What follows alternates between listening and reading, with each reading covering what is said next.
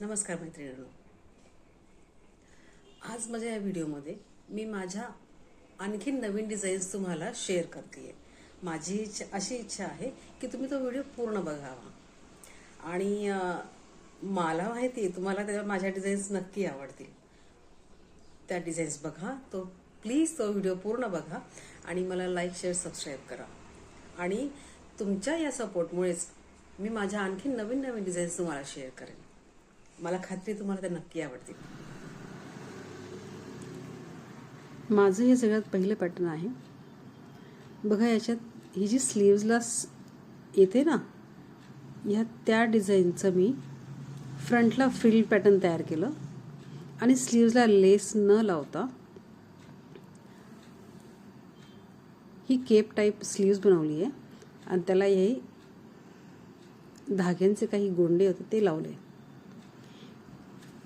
सध्या cape type jacket, cape type sleeves चालू आहेत ना, तो पॅटर्न मी याच्यात बनवण्याचा प्रयत्न केला.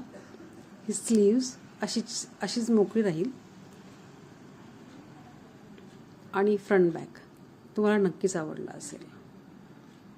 हा दुसरा पॅटर्न, याचा फ्रंटला गोल्डन वर्क होतं ते टाकलं आणि बॅक साईडला मी काय केलं, त्याच वर्कचा उरलेला भाग होता त्याचा हा बटरफ्लायचा पॅटर्न तयार केला आणि बोटनेक ट्रान्सपरंट पॅटर्न असताना तो बटरफ्लायचा पॅच तयार करून तिथे लावला. त्याचप्रमाणे हे तिसरं पॅटर्न हे सिंपल आहे. बस बॅक बोटनेक आणि बॅक ओपनिंग ठेवली आहे मी इथे, बॅक ओपनिंग आणि वरती नॉट ठेवली आहे. याला बॅक ओपनिंग याकरता ठेवली कारण याला ही फ्रंटची डिझाईन होती. पूर्ण वर्क हे फ्रंटला ॲडजस्ट केलं आहे. ए लाईन पॅटर्न केला आहे हा आणि बॅक ओपनिंग. त्याच्या पुढचं पॅटर्न हे आहे, पैठणीचं पॅटर्न आहे.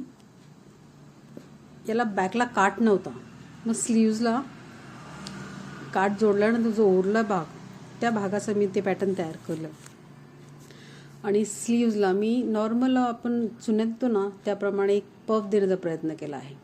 म्हणजे घातल्यानंतर तो थोडासा नॉर्मल पफ दिसेल शोल्डरवरती. And front backless work. आणि त्याचा खूप कपडा उरला होता, तर त्या उरलेल्या कपड्याची मी ही पोटली बॅग तयार केली.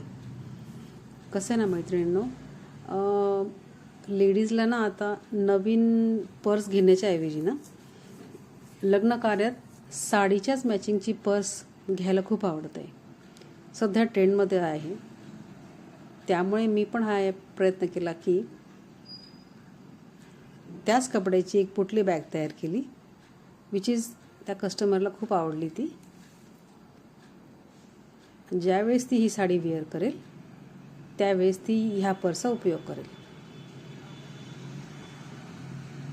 याचप्रमाणे आपण साडीचा मॅचिंग बेल्ट पण तयार करू शकतो. नेक्स्ट पॅटर्न हे एम्ब्रॉयडरी वर्क आहे, बट हे बॅकला आणि स्लीव्जला होतं. मग करण्यासारखं काहीच नव्हतं या ब्लाऊजमध्ये. मग अशा वेळेस विचार केला की मग स्लीव्जला मी हे 3 लटकन लावले असे की ते छान दिसत होते.